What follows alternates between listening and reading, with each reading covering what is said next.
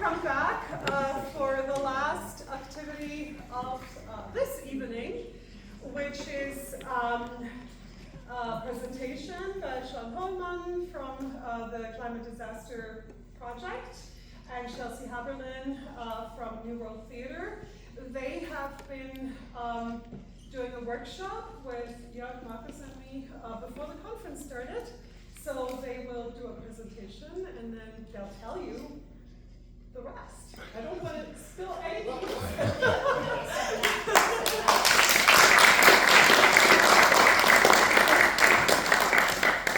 Hey everybody. Hi. So we're going to keep this really tight because we want to give space for the performance and we want to give space for questions after the performance and really have a robust discussion with all of you. So we're just going to introduce ourselves and talk a little bit, just a little bit, about the work that we've done together. So my name's Sean. I'm the Wayne Crooks Professor in Environmental and Climate Journalism at the University of Victoria here on campus. And I also run something called the Climate Disaster Project, which is an award-winning international teaching newsroom that works with climate disaster survivors in community in a trauma-informed way to help document and investigate their stories. And oftentimes that looks like putting together oral histories about their experiences and adapting those into testimonies that run at an international network of media outlets that we're partnered with, including The Guardian.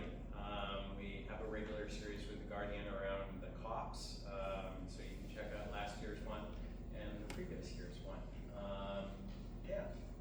I'm Chelsea Haberlin. I'm the Artistic Director at New World Theatre. We're a Vancouver-based theatre organization. We've been around for about 32 years. And we use the systems or the tools and processes of theatre to dismantle systems of oppression. So that looks like many different things. There's lots of community-engaged work, lots of new play creation, lots of devised theatre that we create, premiere, and then tour. Yeah, and it's incredible work, and that's actually kind of how we met. So a number of years back, there was an arts incubator event in Vancouver, and Alan Dominguez, who's the managing director of New World Theatre, and I met at this arts incubator event. I was actually pitching the Climate Disaster Project as a potential recipient of this collaboration.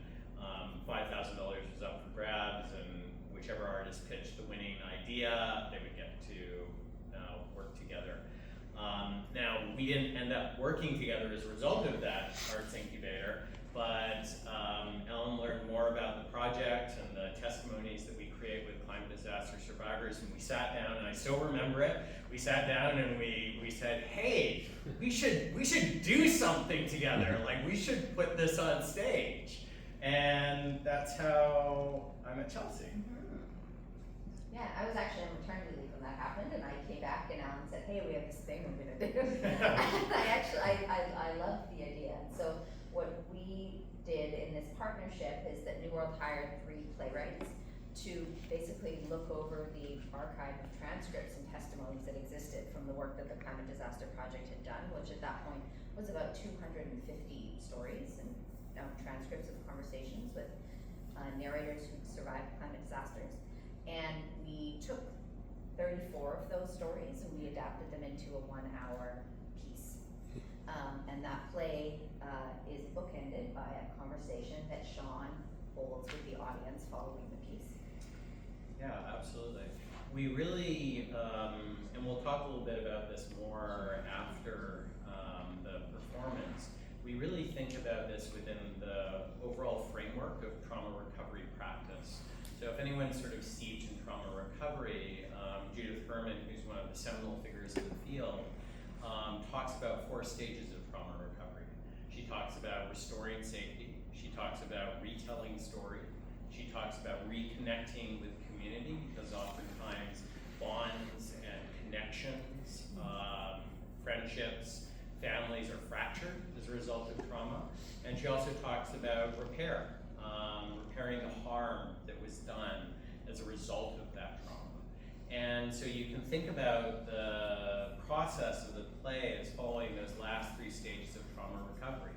We retell the stories of climate disaster survivors in a good way, not just about their experiences, but also who they are as people, the places that they live, the experience, of course, itself, what happened after the disaster, and the wisdom and knowledge that they have to help us survive a warmer world together. And that's what the play is about, Eyes of the Beast.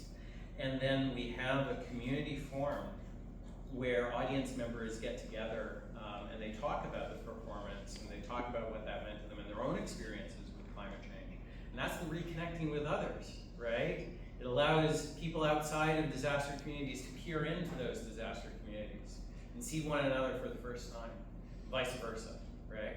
And then we have a policy listener that actually comes to the play, a person in power, a public official, who can listen to what was in the play, listen to what the audience said, and then reflect back, repairing the harm that was done. The show premiered here at UVic in 2024, about 2 years ago now, and then we did a production at SFU in Vancouver, and we've done a few staged readings, and we recently did a run at Salmon Arm in BC, which is very interesting because they've been quite affected by forest fires, so we have a really engaged conversation with them. And then in the fall, we're going to be doing a reading at the Union of BC Municipalities, and I feel like you give great context for what that is. Yeah, so the amazing thing about the Union of BC Municipalities is it's 2,000 local and provincial politicians from across the province in one place gathered there. And we're going to be actually doing Eyes of the Beast as a plenary session at that particular convention. So we are so excited about this possibility.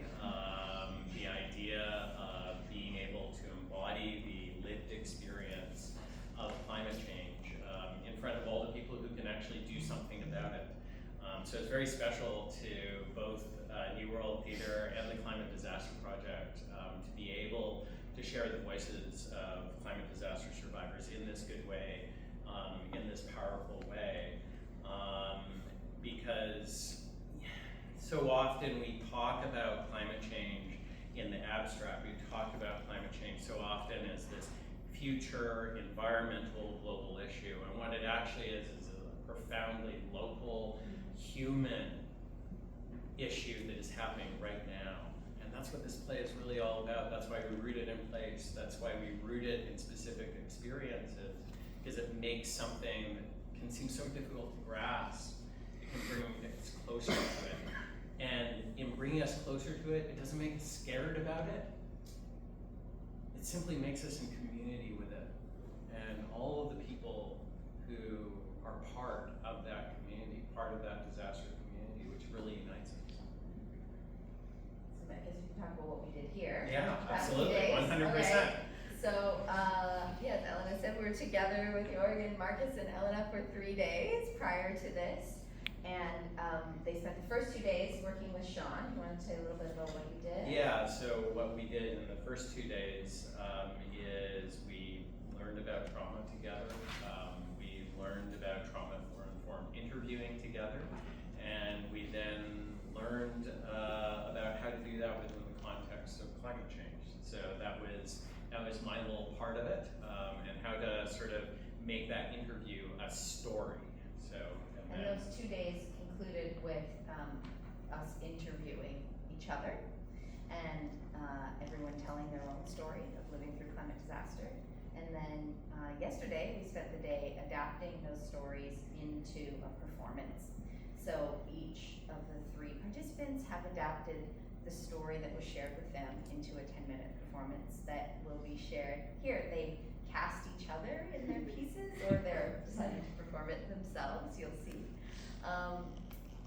Okay, is there anything you say before we just well, go the into amazing Yes, thing please. was that, you know, this is actually just as a result of, you know, 3 40-minute conversations that was followed by some awesome prep work, right, that you did with like a template, and then I'm totally going to steal for the Climate Disaster Right. Project work. Go ahead. And then, you know, about 90 minutes of working on this is what emerged from it. We're really super excited to share. Yeah. Yeah. And so you'll see the 3 pieces back to back. We won't come up again, and then when the 3 are done, we'll come up and have a conversation about it. Absolutely. And I think the one thing I would just leave everyone with is like the experience of disaster. We often think about it, you know, from the standpoint of rupture, right? But it's so much more than that, right? It's a complex experience because within rupture, there's also revelation. There's also transformation. Always. There's incredible pain, but also incredible beauty to be found in all of these experiences. And when I talk about how it doesn't make climate change scary, that's why. Because climate change is a complex thing, just like any trauma and just like any rupture. And just like any disaster. We go through disasters all the time in our lives. And so I really thank you guys for working in a good way with one another and sharing your experiences with one another and being willing to share this with the audience. Here we go. Here we go.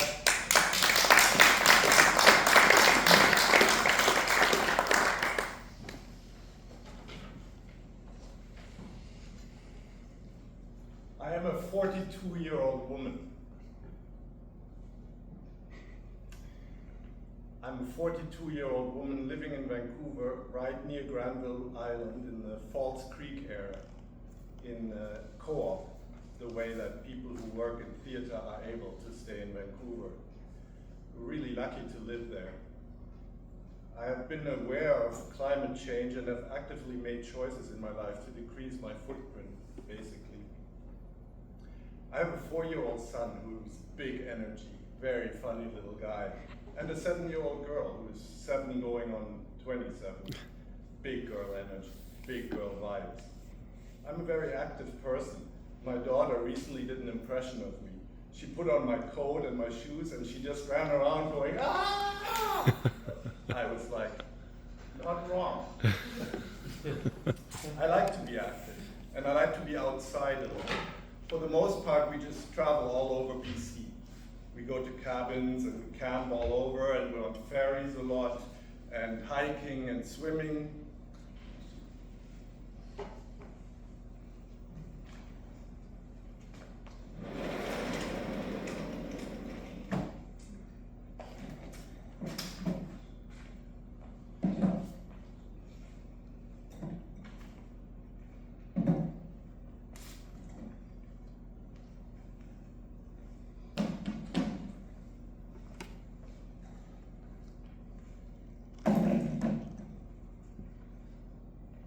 My daughter was 2.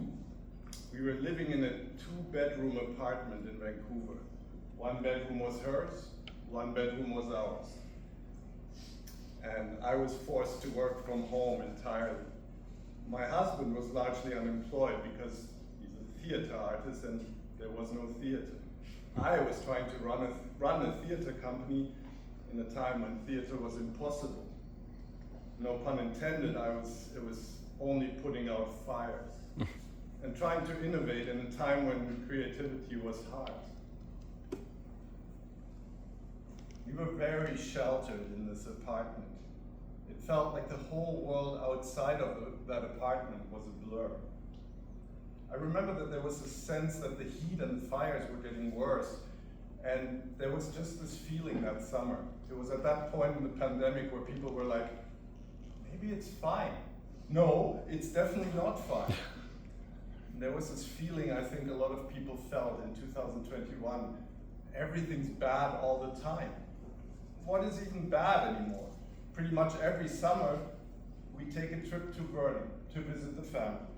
And we stay there for a week or so and we just hang out and have a nice time with them.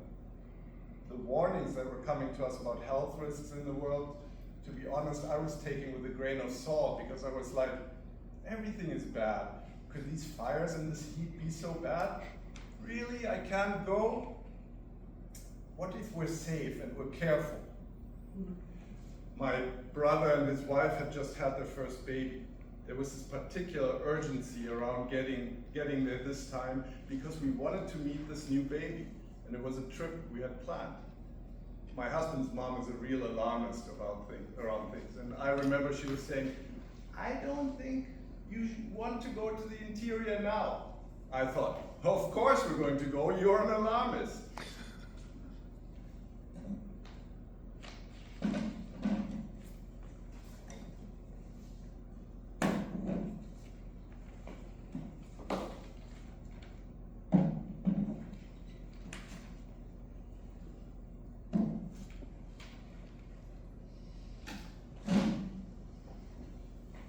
At first, the drive was totally normal, not that bad.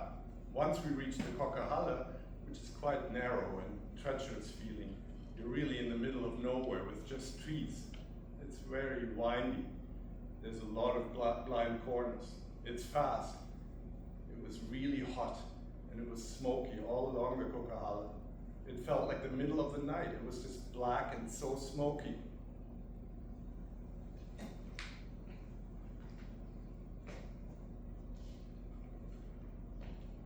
We also had an electric vehicle that was old. So we were having to not only drive through this, but also stop in this thick smoke to charge the car and wait for an hour with this little girl.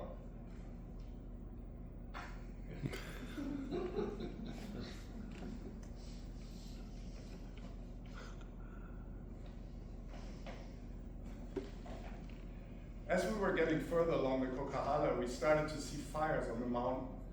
Then as we kept going, they were just closer and closer and closer to us. It felt close and fast. It was so hot. It was so freaking hot. There were moments where really, in my memory of it, it was maybe 30 feet from us, very close on the mountain. But they weren't closing down the highway, so we just kept going. We realized that they had been closing down the highway behind us, and that by the time we reached Merritt, you couldn't go back through the Coquihalla. I remember it being quiet when we were driving into Vernon. That feeling of there should be nature around, there should be birds. It was really quiet, that everything was hiding. I remember so clearly getting out of the car. It's surreal outside, going into their house and just not mentioning what was going on outside at all. Just being like, oh my God, hi, it's so great to meet the baby. My brother and sister-in-law were very stunned that they had just had a baby in a disaster zone, and that not only was there a pandemic, bad, but also fire, bad. And we were showing up as these guests and not knowing what to do in that situation.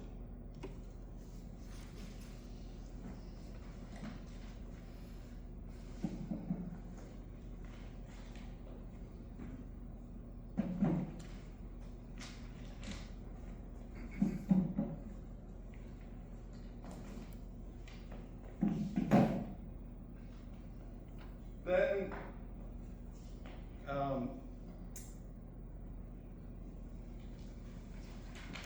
the next day, getting up and going to meet my mom at Cal Lake, the big place in Vernon where you go to vacation. It's normally in the summer just full of people swimming and boating. There's a little coffee shop there.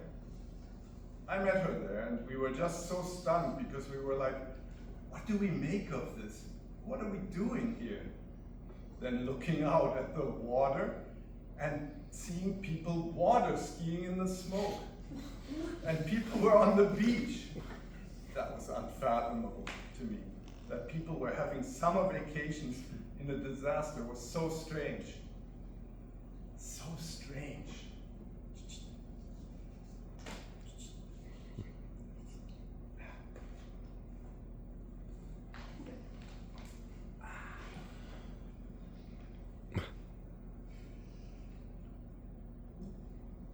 It was a very odd vacation. We did go through the motions of having a vacation.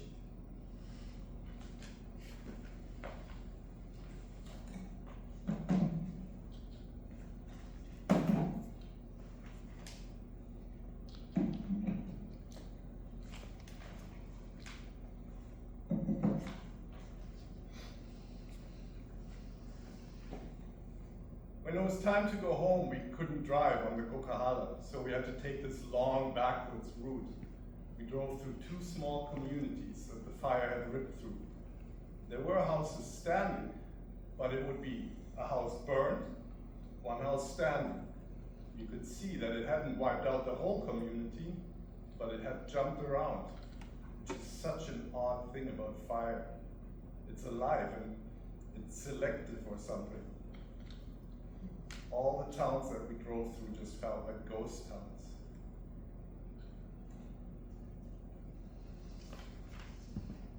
I think it made me understand more something that I had understood on paper. I got the lived experience of it. I understood more what it actually looks like to be in the conditions that have been described for so long. I hope that there's a broader understanding that climate change is here and it's happening now. And these disasters are happening now. And they're impacting all of us. It's not somewhere else. It's not far away. It's now. Everything that they said would happen is happening.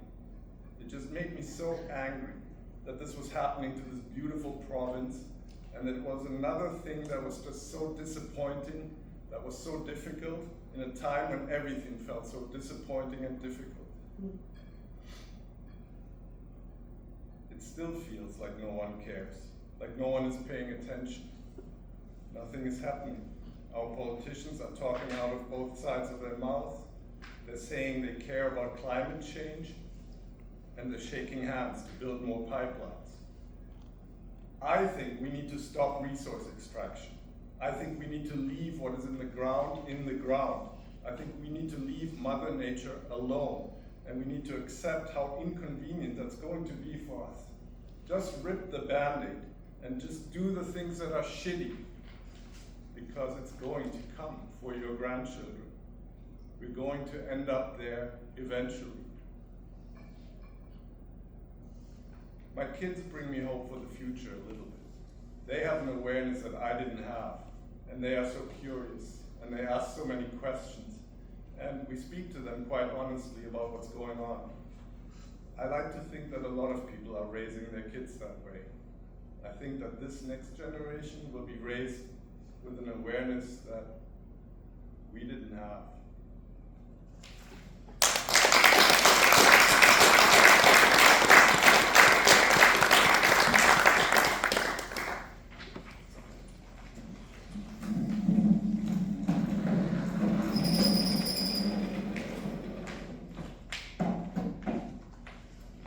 I'm Markus Wessendorf, and the following dialogue is based on an interview that I conducted with Elena on July 20, 2026 at the University of Victoria.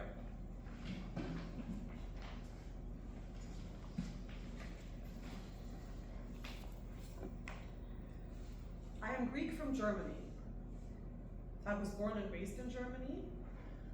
We came to Canada when I was almost 18 years old. We moved to Montreal, and then I came to this part of Canada in 2002. I had only been once to British Columbia, but it was the first time coming to Vancouver Island. It immediately felt like home being here, because in Montreal, my husband and I had our two jobs 144 kilometers apart. We are both hikers and sailors because we have a lot of hiking here, and we have a lot of water. I have twin boys who are also avid sailors, and they just turned 18. Raising the kids here has anchored us even more deeply in the environment in which we live. We live by the water, down by the Juan de Fuca Strait, where when we look across, we can see Port Angeles from where we walk my dog. I can't separate my other life from my ecological life. It's a deeply interconnected sort of thing.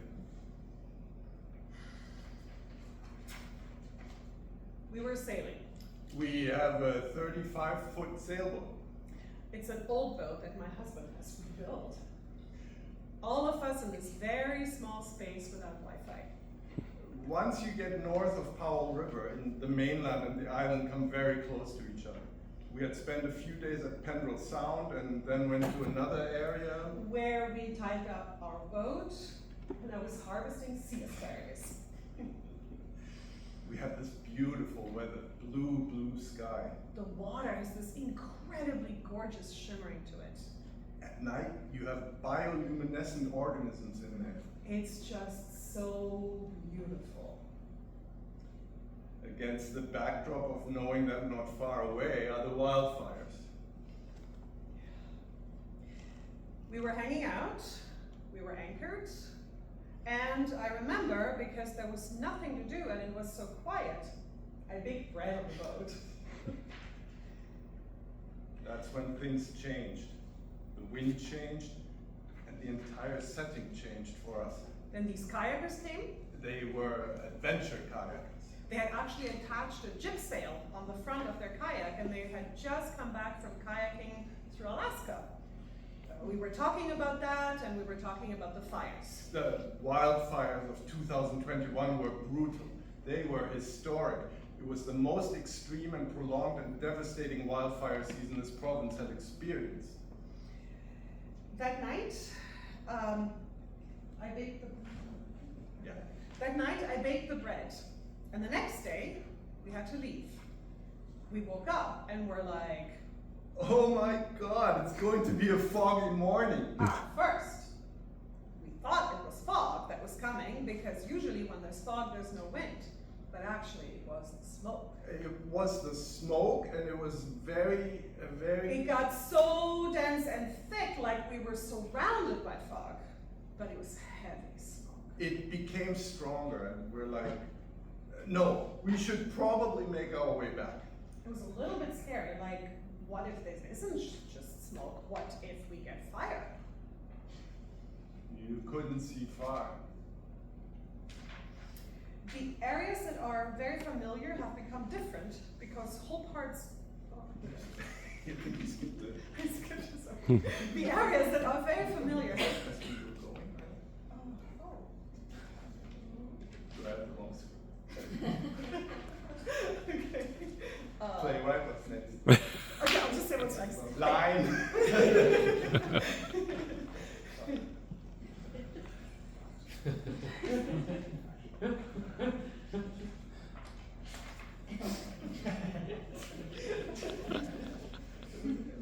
Okay. The areas that are very familiar have become different, because whole parts are missing because they're covered in the smoke. It's dark. It looks like heavy, heavy cloud cover. It gets quite dark and gloomy. The sun is just like an orange circle of color, that's all. It doesn't really give off warmth and light. It feels like the skin gets all itchy and the chest is heavy. You couldn't see very far. As we were going, there was no wind. We had to turn on the motor because we couldn't sail. So there was the noise of the motor and that eeriness of the smoke. Then we turned around. It took a day and a half to get us out of the smoke. We didn't come in contact with fire, but the smoke was just so intense. It was like when you're camping and you're on the wrong side of the fireplace and the smoke hits your face. We were like that for a day and a half. We weren't getting the news because we were on the boat and didn't have access to our cell phone. But then once you get to Lund, which is L-U-N-D, just north of Powell River. From then on, we have cell service, and we're catching up on the news. The boys. This is 5 years ago, so they were 13. It's interesting. We were having interesting conversations. For me, it was my empathy with the natural world, but also as a mother, trying to somehow not make it so bad looking for the kids. Meanwhile, Raj is like, No, we're done. We're done. We're toast. Humanity's toast. All of this will go extinct. there's this complete pessimistic realism, or realistic pessimism, or whatever Raj had. With the kids, we have a lot of conversations where the kids were saying, You guys served it up and you can't fix it. All you were able to do is this. I completely agree with that. I completely agree with that. I did not feel in that moment that I could share my despair about the field mice, because I don't think it's fair to the kids. They were just 13 years old. Is it okay to throw that burden on them? To be the ones to fix the planet? That's not their job. Their job is just to live. They might be the last generation that sees orcas in the wild, or humpbacks in our region, or healthy ecosystems, healthy forests, healthy marine ecosystems. We slowly sailed back home. And I don't know, there's always a little bit of grief at returning from a sailing trip because I just don't want to go back. What was also intense is then to piece together the full story of what's happening, the full extent of those fires, and the human damage, the horror of what was happening to so many indigenous communities. For us, we were okay. We came home recognizing the full extent to which people were affected and how insufficient and short-lived the response from the government was. It was 2021, so we were still encouraged to wear masks, but people were told to avoid outdoorsy activities. At some point, the smoke even reached Victoria and then went away again. Oh, it becomes oppressive, and it's just hard to breathe and to exert yourself. I think that the most important effect for me was to get very close to. I'm thinking a lot about other species, other than humans, because they're never part of the story. Never. If you ask a squirrel, What do you think about climate change? the squirrel is going to say, I don't know. Just don't kill me. They just want to live.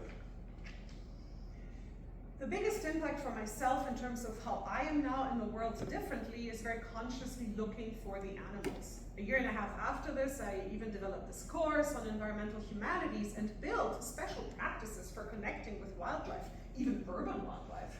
Are you aware? Is there a fly? Just notice non-human species. I feel we have to face the grief of the loss that is upon us.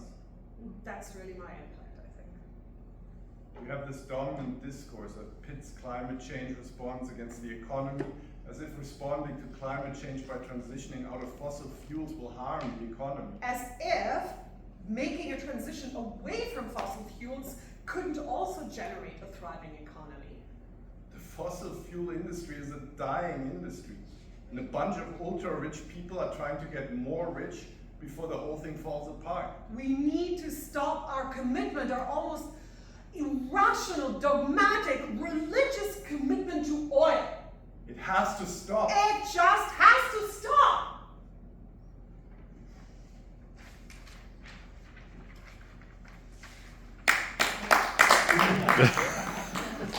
Of course, the worst is to come.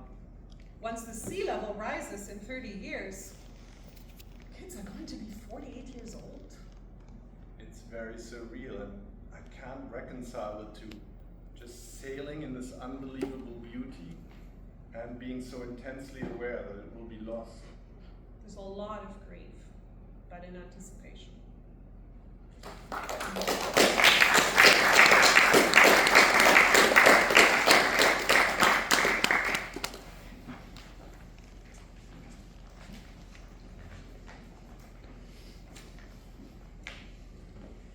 I'm Elena Plefmonidu, and I am performing here the testimony of Markus Wessendorf about the historic rainfall in Hawaii on March 2026.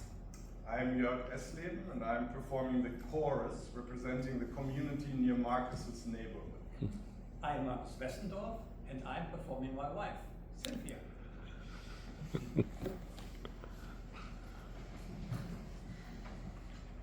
I am a German immigrant.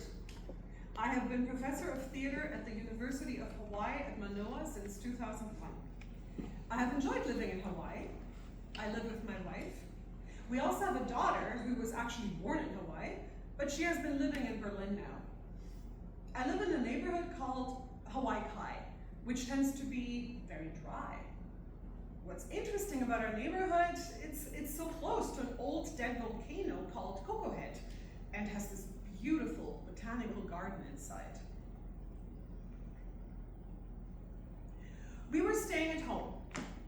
It was a weekend, actually a Saturday. I have to say, the rainstorm did not come unexpected. There had been weather reports and warnings several days before it was actually going to happen. Of course, this was not the first rainstorm that we experienced. But it turned out to be the most intense rainstorm that hit the Hawaiian Islands since the early 1990s. There was an awareness that this could be really bad. Yes. When the storm hit, it was more intense. We lost power. You lose power, and you don't know how long it will take to be restored. We live right next to a ridge. For most of the year, these valleys are dry. They're brown, almost drought-like.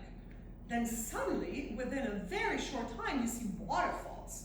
There's so much water coming down that you have waterfalls forming, coming down the ridges and into your backyard. You lose power. Hawaii is hot. Your fans no longer work. You can no longer open the fridge. The rain comes down heavily. You're not sure what to do. It gets increasingly worse. You're afraid the water will drip through the ceiling because it's that intense. You have two doors, front door, the back door. They're both open with screen doors, and you see the rain heavily coming down on either side. We close the windows, then the electricity's gone, the phone service is gone, so it becomes more difficult to actually get information on what's happening, and you don't have any idea how long it will take. Of course, the smell changes. You no longer have a breeze. It's super humid. It's really hot. You don't have any ventilation. There's always this, you can smell the water because it's the soil, the rocks, the planting, the entire landscape around you. And it's usually a very dusty neighborhood, and all of this turns into mud. And you can smell it. It becomes this really, actually, not unpleasant smell. It's a pleasant smell in this really intense disaster. Now we also have a cat. The cat immediately goes into hiding because it's so loud, and it's the water like banging on the roof. From the windows, we could see that the electricity in the entire neighborhood was gone. There are no lights. There's nothing. Any kind of traffic has stopped. At a certain point, we left by car to figure out where we could have food. We went to this one mall that was completely overrun with people. The next mall was 8 miles away. Hundreds of people were congregated there, and we were running on generators. We were able to get some food there and hang out for several hours, as did so many other people. The scene was, it wasn't panicky. Of course, there were many families. And The conversations were all about How other neighborhoods are affected, people condemning HECO, the electric company of Hawaii. I have to say, there's always the worry about other neighborhoods that you know will be more deeply affected. Which was the case. While we were in this mall, it allowed us to get access to information, and the information revealed The North Shore was really threatened because of a major water reservoir that belonged to the Dole Corporation, and that was on the verge of bursting, and literally flooding all of the major smaller farms that were on the North Shore. the dam did not break. But the water damage nevertheless was really, really intense and very much ruined many, many farms and very much the livelihoods of many people living on the North Shore. The same scenario also played out on other islands like Hawaii, the Big Island. The scene was, there were many families. The conversations were all about incredible that a dam of a corporation established by one of the business people who overthrew the Hawaiian monarchy in the 1880s. Dole, famous for pineapple plantation. That corporation was responsible responsible for for a dam threatening to flood all all of of these the farms on the North This Shore. corporation did not feel responsible for covering the the damage. cost. Something There's wrong just about something wrong. accountability. There's just About something accountability wrong about and accountability and responsibility responsibility. benefited who have from the always Hawaiian land. benefited But from the then- Hawaiian land, But but then then refused to pay for the consequences consequences resulting resulting from from their their actions. actions. Yes, that's annoying. We did not really expect it to go on that long, also because we heard. Other neighborhoods already got the electricity back after 6, 7, 8 hours. we were in one of the neighborhoods where the electricity did not come back. So it's this weird thing when you realize, Although Oh, not everyone not everyone is equally affected by equally. it. we're a neighborhood that is Frequently affected by blackouts. just because of the way the utility poles are arranged, That's usually where the utility poles fall down. or they're damaged, They always have a hard time. repairing the damage. Besides, Hawaii, it's in March, it's dark by 6:30, 7 p.m. Then you're just there in this townhouse with a few camping lights, some kind of flashlights. The sense of how we're spending our evening in the dark, just with a few minimal camping lights. It's humid, there's no breeze, there's no ventilation. You can smell the rain, you can smell the environment surrounding you. And you have an anxious cat in the apartment. Of course, you know that everyone on your street, on the entire block, in the entire neighborhood has a similar experience.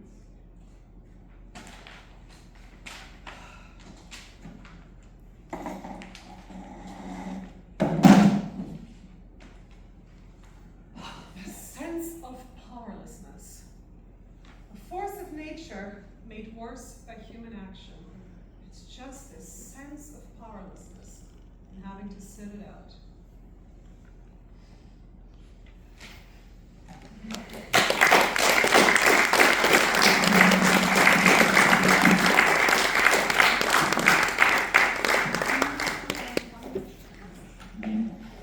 Should we- Yeah, absolutely, let's do that. Here in this little room, there's In here? actually we have one standing.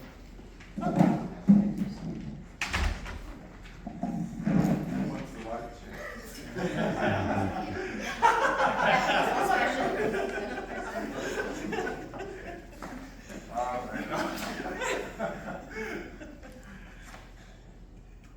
Yeah, so that was, I just want to thank all three of you for, and Chelsea, whose voice is also part of this performance. You know, it was just really, lovely, right? To hear your thoughts and reflections about disaster and about climate change and about the complexity of those experiences. So, yeah, I really just wanted to thank Oh, you. we have to thank you. It was a fantastic experience, the whole workshop. I learned so much and had a fantastic time as well. It was a lot of fun despite the topic. So thank you very much. We're really honored. Yeah, we're really honored.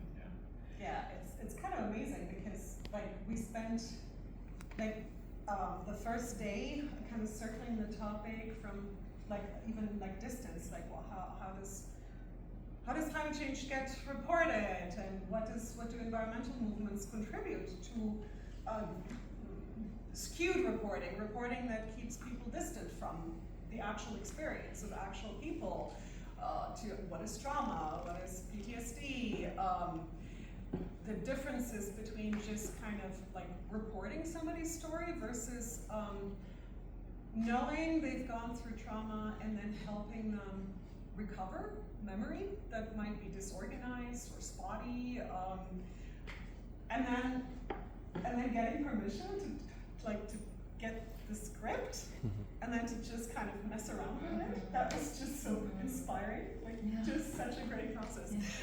So the entire creative process of actually editing the testimonies into monologues, dialogues, and the chorus, etc.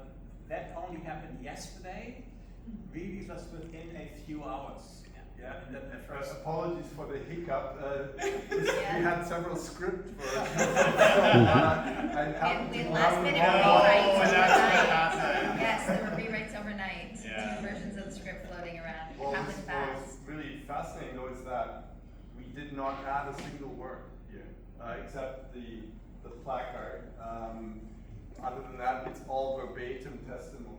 Like, there was nothing added, only subtracted at times, and we had very strict rules where allowed to move phrases and sentences, but not individual words. And so can that- delete words, Delete words. sentences, and delete entire paragraphs. Yeah. But you can't move individual words around and create something that isn't there. And the actual testimonies were significantly longer than, you know, what you just kind of heard. So basically at the late afternoon essentially, or almost at the end of the second day, Sean brought the recording equipment and the microphone, and we had been given a set of pre-formulated questions about how to construct or help construct, reconstruct, retrieve the memory of the event. And then overnight, I guess you downloaded the transcripts, right? of all of them. And so then yesterday morning, I can't believe it's only I been know, it one feels like a day. long time ago. So we have these 12 pages each or something, right? And you sent us away for an hour to, again, with some guiding questions about how to, what do we need to construct a full story arc, right? So pre-select the text, and then we went for lunch, and then you're like, okay, but now we can turn it into a theater script. And then we had these conversations about, well, you guys are Brechtian people, so what kind of Brechtian methodology would you use? And once you said that, we were like, oh, cool, we can do that. and it got totally transformed, right? Because the way Eyes of the Beast functions, I think, unintentionally involves some Brechtian techniques, but is not inherently Brechtian. And yet you in the way we were talking about doing this, you kept saying, but Brecht wouldn't do it that way. Brecht wouldn't do it that way. And I was like, well, then what would Brecht do? We had these stories. So yeah, that was a kind of late last minute prompt that led to a lot of changes. Yeah. And then we had 90 minutes to take the narrative script that we had extracted and turn it into a theater script for each of our testimonies that we had collected. So that was it. Then we had a short, a 1 hour rehearsal, Mm-hmm. and then we had another rehearsal at lunch today. Big tech rehearsal Yeah. today. 90-minute tech rehearsal at lunch. Fancy. Yeah. Fine-tune the lighting. Oh, You know. through all the lighting books. So that's just a complete workshop, sort of in the raw, essentially. Yeah. So maybe it would be lovely if anyone has any questions Yeah. about the process or comments or thoughts. Yeah. So one thought that I had is that your experience was just about 4 months ago, right?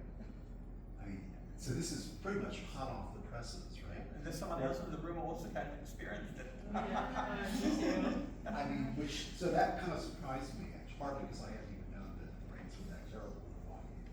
Yeah. But the other experiences were, what, 4 or 5 years 5 ago? years ago. 5 years ago. Yeah. So you've had, presumably a little bit more time Yeah. to process that, right? Mhm. And I'm wondering, did that, difference in processing time, did that have any impact on the way that you approach the play, working on these plays? So you worked on my testimony, so what did that show? Was there more? It felt very present. I mean, all the central impressions that you were still kind of describing felt like this is just happening the other way. Mhm. Same. I don't think the story lost intensity or significant details at all. over Well, I time. couldn't remember how old my daughter was. And there were 5 years later, there's things like that where you're where was I living? But I don't know, I think it's a great question because my story, I've told that story a lot because I think it's a good story, and so I just often tell it. And so I don't know if over time, if it shifts in the retelling, is it as fresh as it would have been in the telling? Yeah.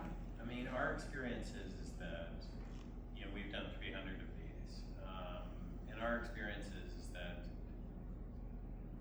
what's important to us is not the truth of the event, but the truth of how someone remembered the event. right?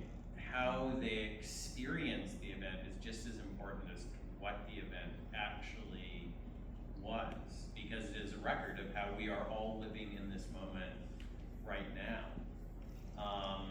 And I say this as a journalist, right? I say this as someone who is also concerned with objective truth, but I think it is its own objective truth, right? I think the other thing that I would also say is, you know, just as like a note, right? Generally speaking, the Climate Disaster Project does not work with people unless they ask us to, right? Who are within 6 months of the event itself. And the reason we don't do that is because according to the World Health Organization and World Health Organization surveys, generally speaking, a plurality of PTSD cases, not a majority, a plurality of PTSD cases, 27% resolve after 6 months.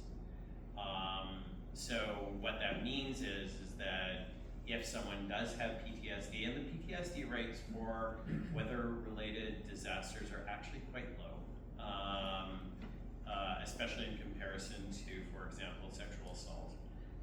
Sexual assault is very high, it's the highest. We keep then the narrator safe, right? By doing everything we possibly can to make sure they're in a good space to share, unless they really want to share, because that can be something that is part of their healing process. I think that's such an interesting question, because when you asked it, I asked myself, was my response as audience and my embodied response as audience different, given that we were in Hawaii right after that night, like the next day on the Big Island. And given that where we live, the fires, it was in 2020, that we had just, you know, and it disappeared the community, and it went, and it was 10 days of that smoke. So that was, you know, 6 years ago. And the difference in my sort of inner storying as I'm listening to these stories was that I'm like, were we there? You know, I was like, it was so immediate to sort of pinpoint my proximity, my emotional proximity to that, although that was not my community. Now the other was my community. And so, but then I'm like, oh yeah, okay. So I'm sort of spinning my own story. So my question is about how you take care of audiences, given that everyone's in a different place in relation to whatever the trauma being addressed by the work is. So interesting, such an interesting question. So that's the question. I also just want to say how I'm always reminded why I love theater. Because when the story lives in a body and in a voice, I mean, that just hits in a different place, right? And it hits in a healing place, no matter what. So I'm in favor of that. Do you wanna say something about taking care of the audience? Because we have thought through that. Yes, yeah. Maybe I'll just think through it just within the context of the individual testimony work that we do, and then maybe I'll pass on to Chelsea in terms of the actual audience itself. The structure of the interview itself is protective for the narrator. It is protective for the narrator because we do not start and we do not end in disaster. We start with who the person is. Who are you? We go to the place that they live, why it was important. Then we move into disaster, because that is also important too. But then we move out of disaster and we go to help. The help that was received, the help wasn't received, the help that was given to others, and the help that we gave to ourselves. And we end in solution. What do you hope can happen from sharing your testimony? What do you hope can be done about climate change? What do you hope can be done to help people like yourself in the future? And that bracketing means structurally, you don't leave people in the gully. And the interesting thing is that that structure of the interview also ends up structuring the story. Because that is fundamentally the story of most disaster. It's fundamentally the story of most rupture. It is fundamentally the story of most trauma. And so in the play itself, it actually follows that structure. It doesn't mean that it's not hard, right? It doesn't mean it's not hard. It is hard.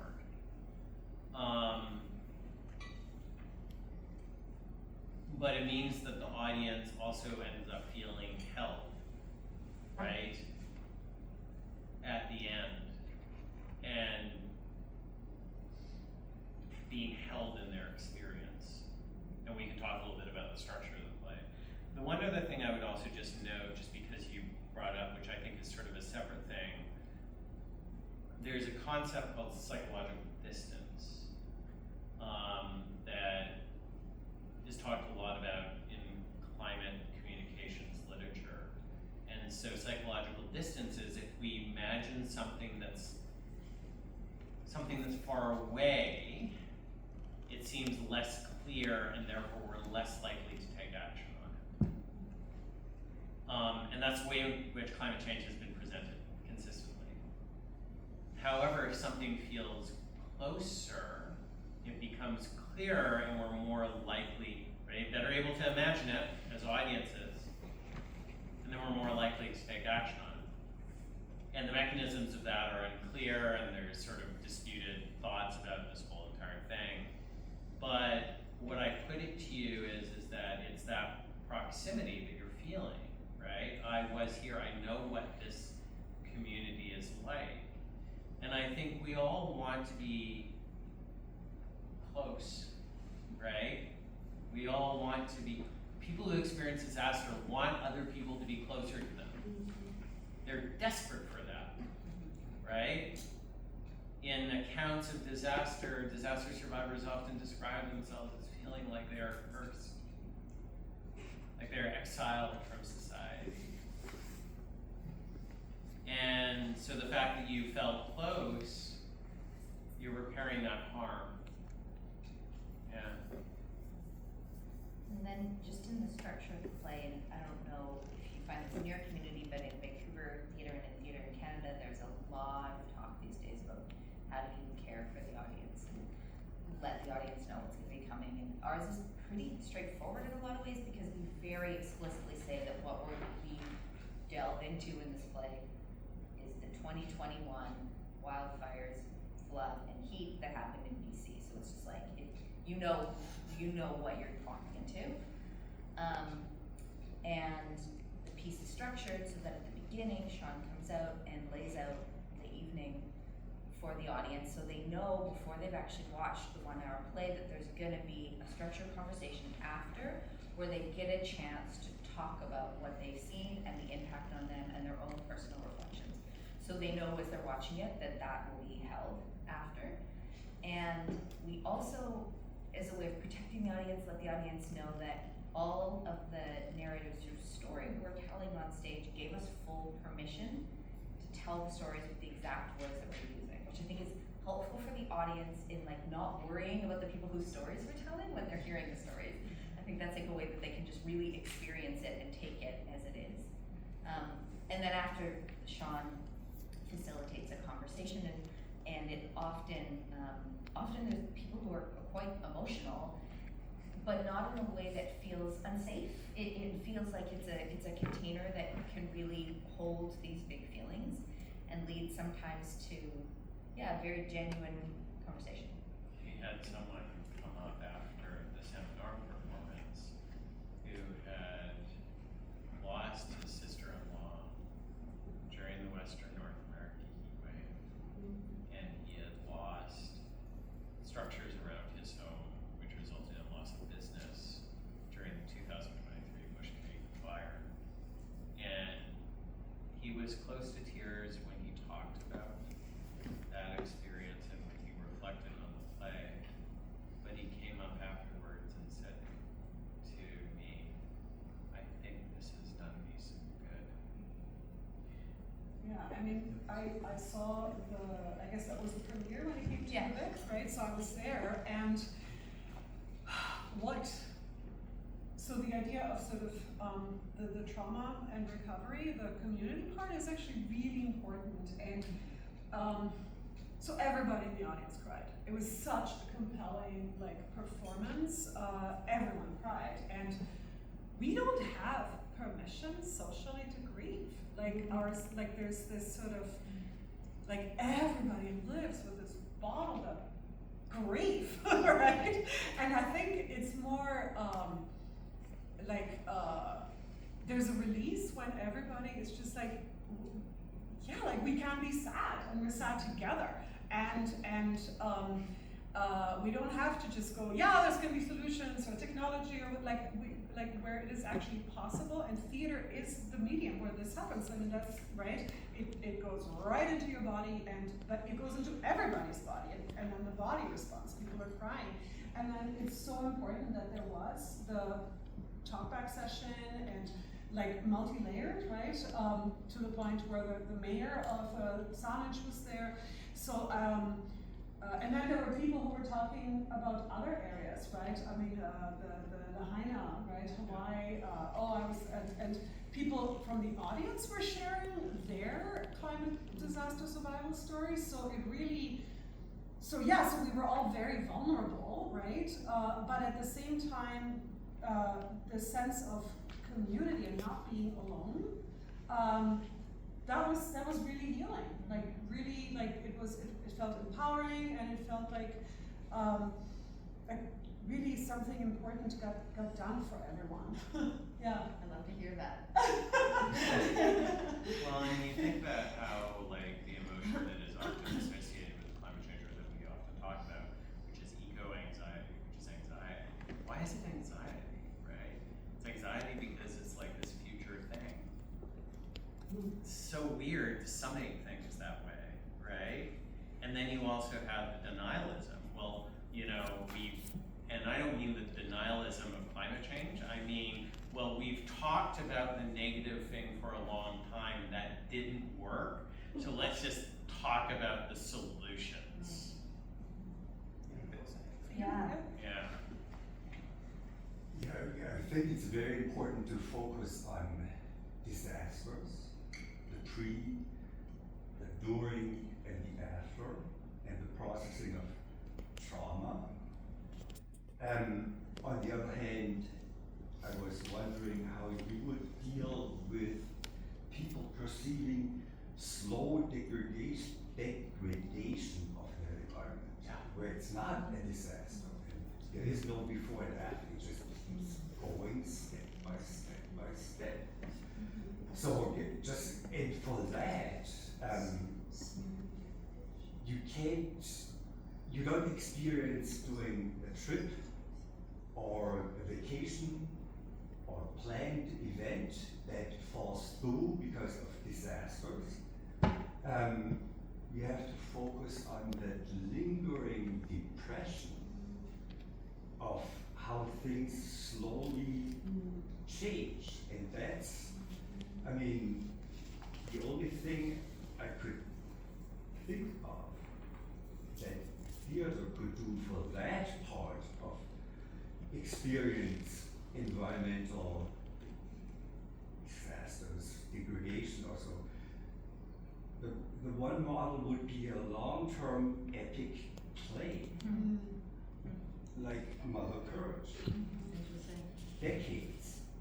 And because you have to experience that slow degradation only if you are in one place.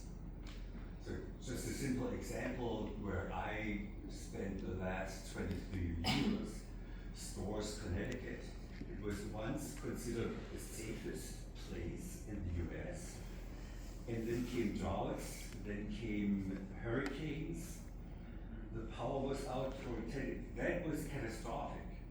But at the same time, during those 2.5 decades, I noticed that the forests were changing slowly.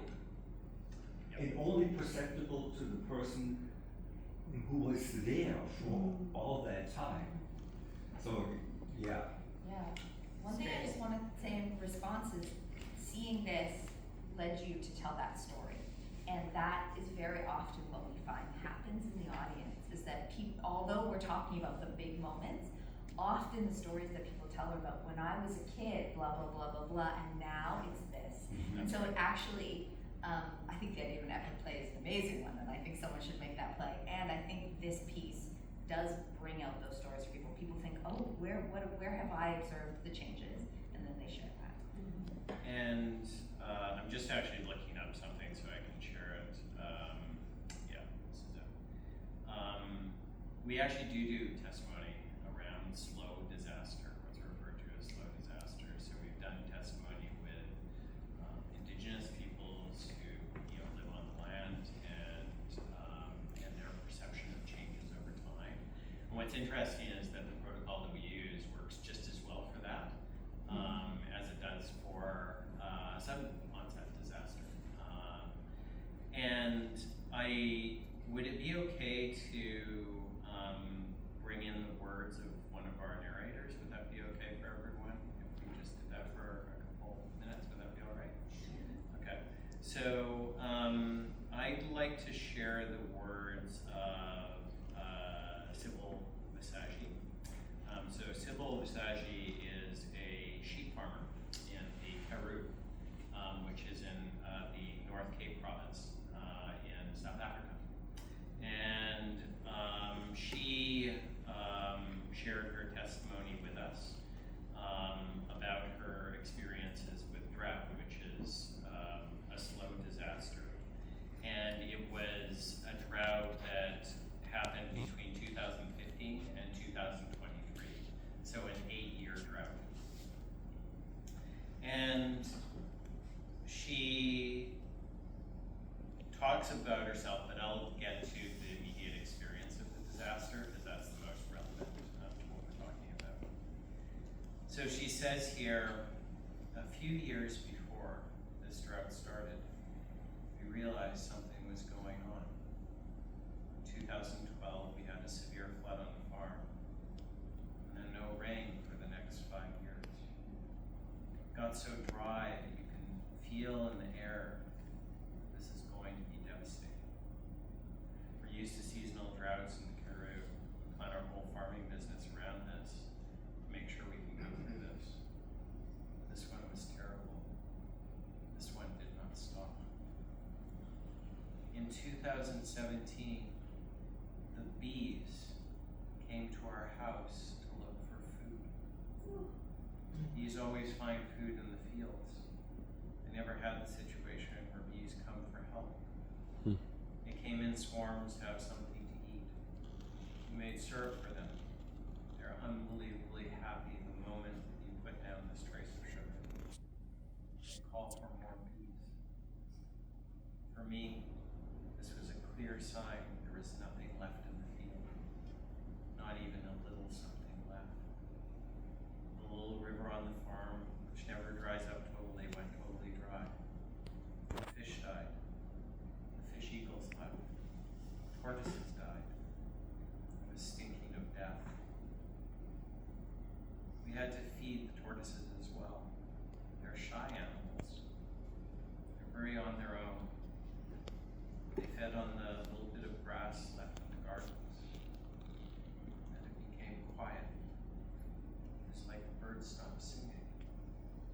The sky was brighter than ever. It was white. Everything was dry. And us out of the disaster, because that's important. So what's important to know is that Sybil started up an organization called Save Our Sheep, which helped farmers' wives in the Karoo make money through things other than farming.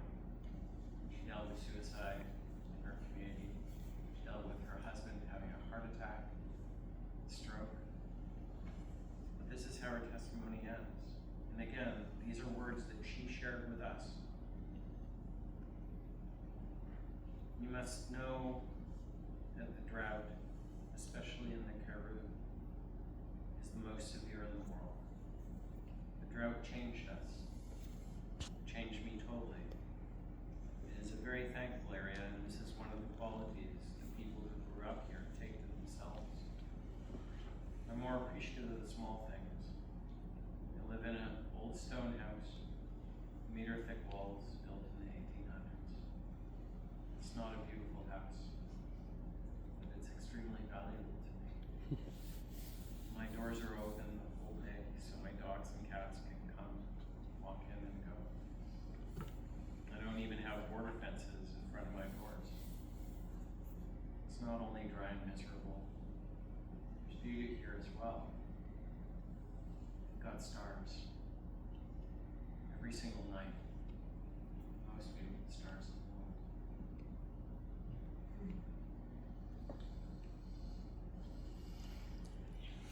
the world. Thanks. This is meant to complement a few things that have been said already. I really think that this attention to temporality and time is crucial.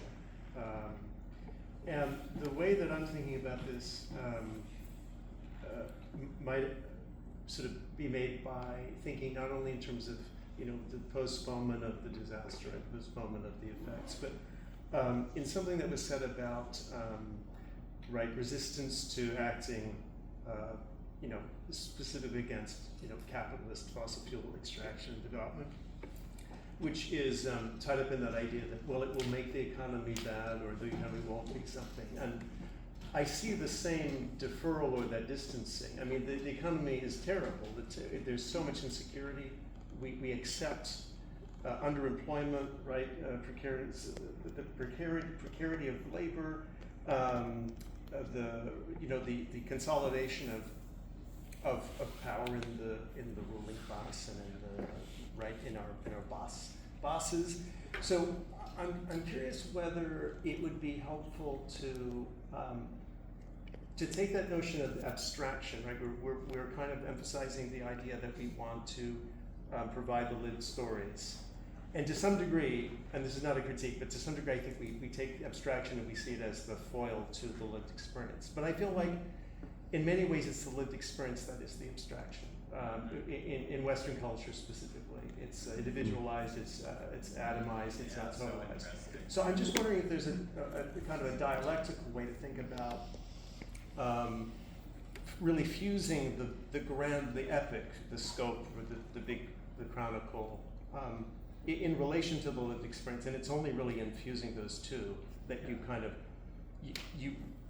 you find a way to really fit the abstraction which is needed with the lived experience which is needed too. Does that make any sense? It totally makes sense. I just think abstraction is necessary and can be liberating because it allows you to say, wow, I'm part of some total phenomenon with maybe complex parts, but also with solidarity and other things. So I'm just curious about this idea of abstraction and how we think about the storytelling. I have so much to say about this, but I'd love to hear other people's thoughts. For me, what comes up is, again, sort of thinking back to the production of Eyes of the Beast, because, I mean, we have our own individual stories, right? So it's very, very individual, but that's not how the play was. The play was based on like 33 stories, and they were, there's a cluster around the flood, there's a cluster of the heat dome, and a cluster around the fires. And so it's that the way these thematic pillars start developing strands that kind of weave into each other, that actually creates that bigger scope that holds those individual stories where they actually literally come alive and they become so poignant and so impactful precisely because you have now the bigger picture. Yeah, I think that's how I saw it. It's a great word. No,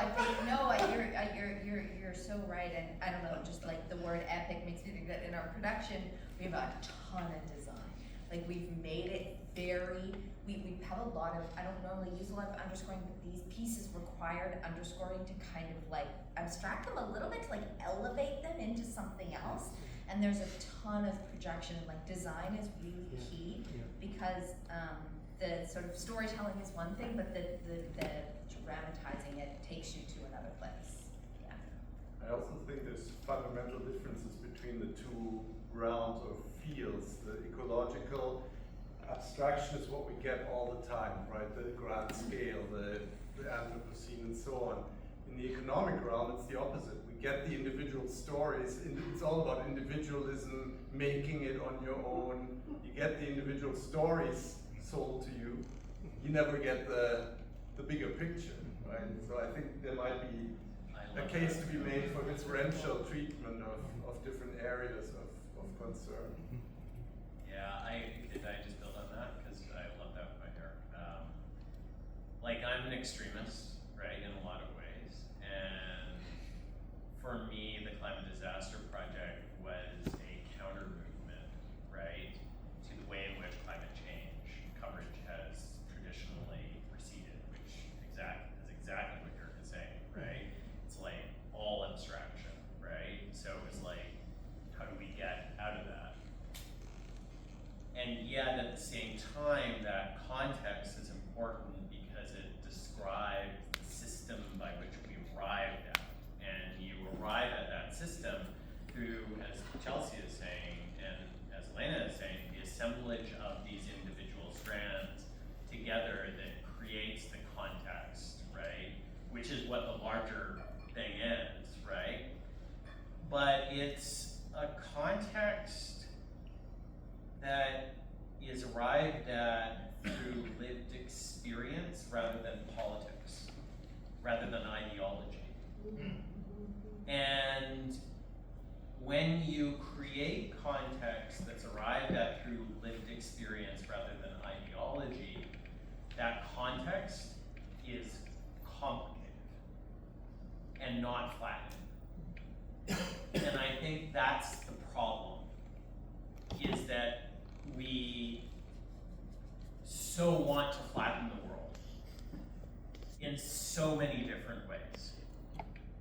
And that is damaging to us as people, and it's damaging to the causes that we care about.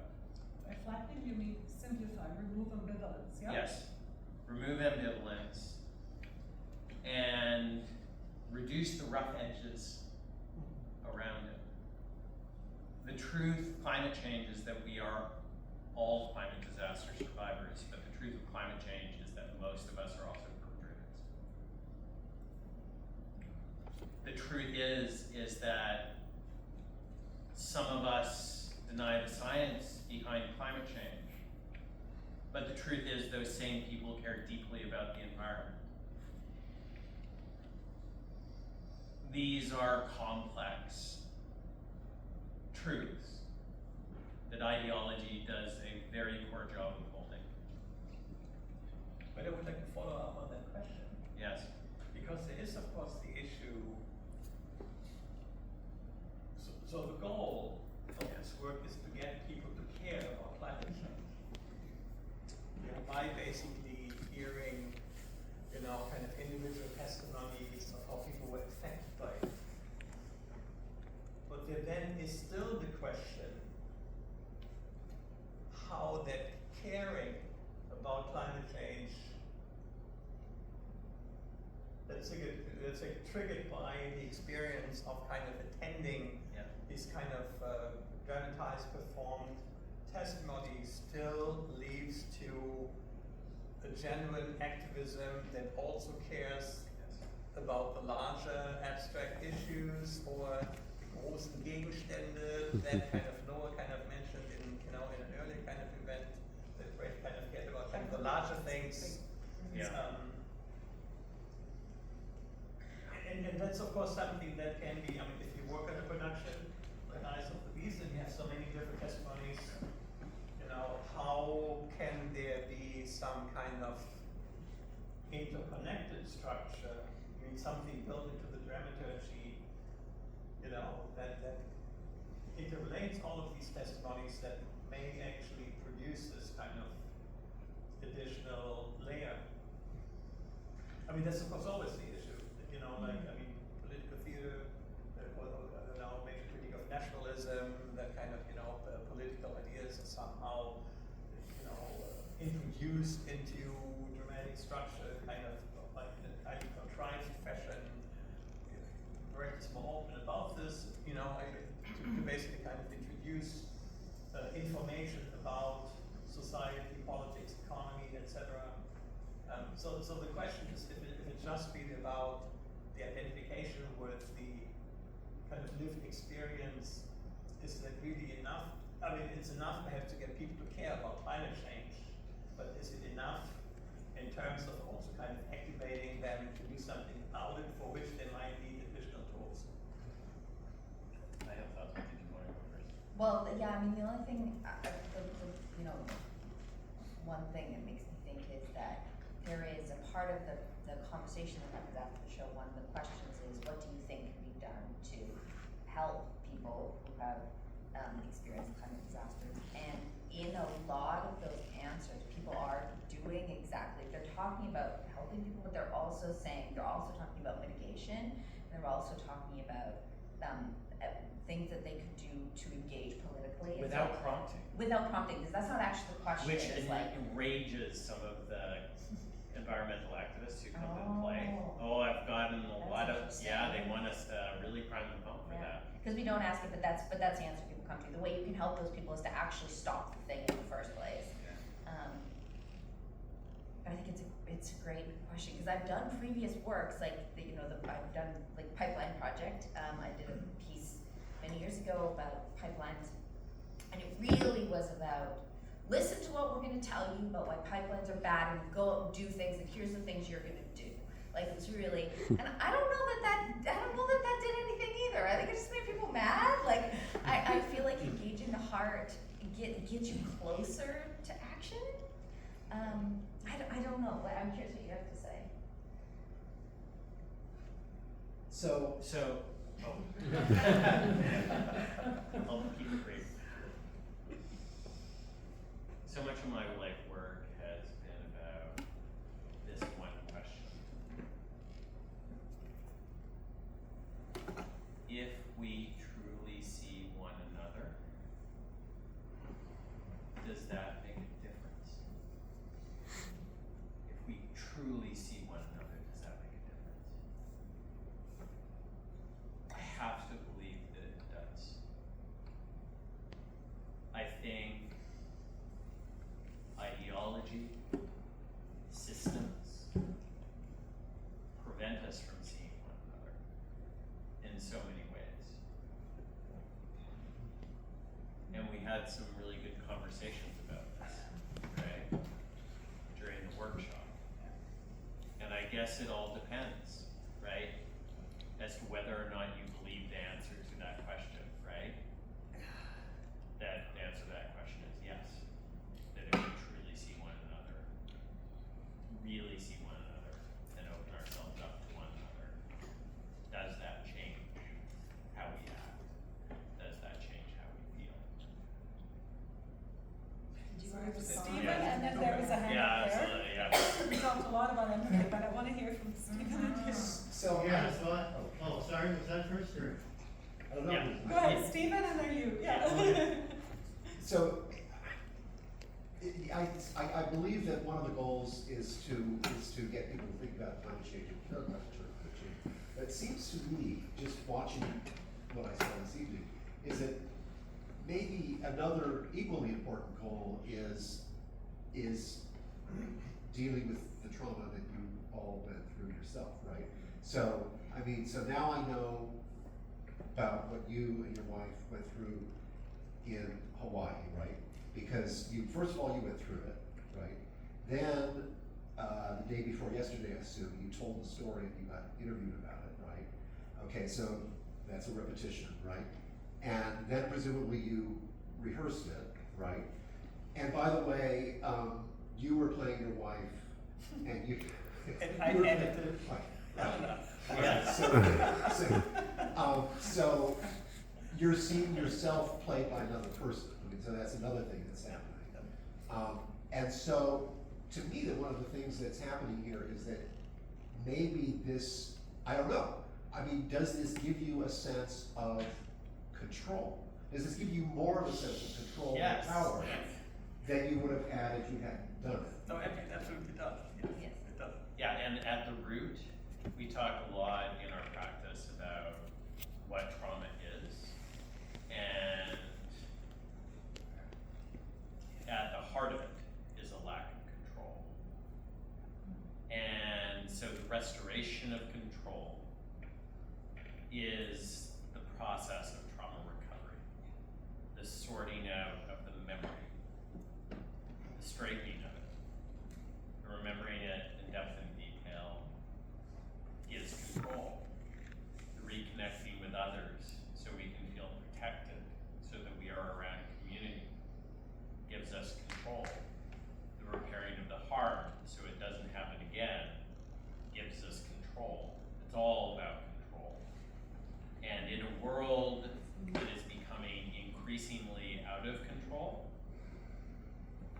nothing could be more important than understanding this primal dynamic. Because if people do not have control, they will seek control in unhealthy ways. And we are seeing that in the emergence of fascism, right? We're seeing that in the emergence of nationalism, right? Jingoism, racism. All of these things are means of achieving control. Unless we are careful, and it already is getting out of hand very quickly, it will get out of hand. I mean, then it's your turn. Just to follow up very quickly is that very quickly the workshop became a community of care. Like, I really have to say that. I think you're kind of worried about having like re-traumatized Marcus over and over, right? And it was this layered way in which we just became so, like, every step of the way more and more empathetic for each other, and like it was like a lot of loving. Like it was nobody is alone, and there was a lot of this sort of compassionate, sort of empathetic connection to each other. It just deepened and deepened, and so you have this. That's a totally different kind of control than like a dictator coming up and just sort of establishing dominance, right? So I just wanted to say, like, the workshop, we created like a community of care that was really helpful. Because if you move towards other people's pain, that is protective for both you and the person. And there's a real, the actors who play the 34 people stories we tell in the piece, they're very connected to the people whose stories they're telling. They've read the full transcripts, they've watched the videos of them, they really feel like they know those people, and often they've had the opportunity to meet those people, and it's really powerful on both sides to have the person who's telling your story and the person whose story she's told connect, and there's a very, like, that wasn't the sort of core intention of the project, and yet it's a really essential, I think, kind of secondary outcome. Okay, so this has been shifting a lot, so I have a lot of Right. different thoughts about it. So, I'm a theater person, and one of the things that I've always focused on in theater that I've learned is true, at least for me, is that the way you get to a universal message is through the personal. And telling stories that are true and honest and moving is the way to get there. And I had the experience when I was listening to these stories, not only did we have proximity to some of them, but I also had the experience of everybody's got a climate change story. They may not know it yet, Yes. Yes. And they may have already moved through the trauma that you suggested earlier, that after the 6 months, I count myself among those people and gone through the smoke that Teresa referred to earlier. So I thank you for doing that. And the realization was new to me that that is universal. And when you tell these stories,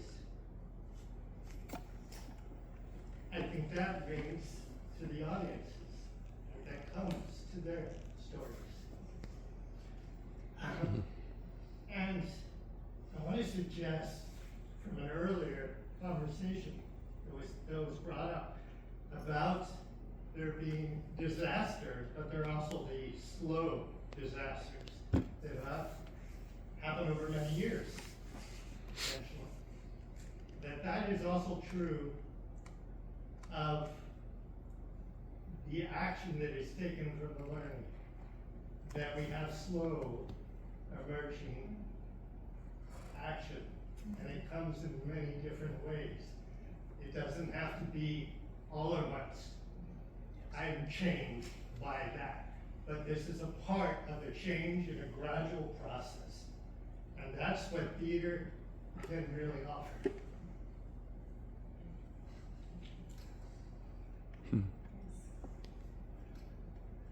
I think you have the last word.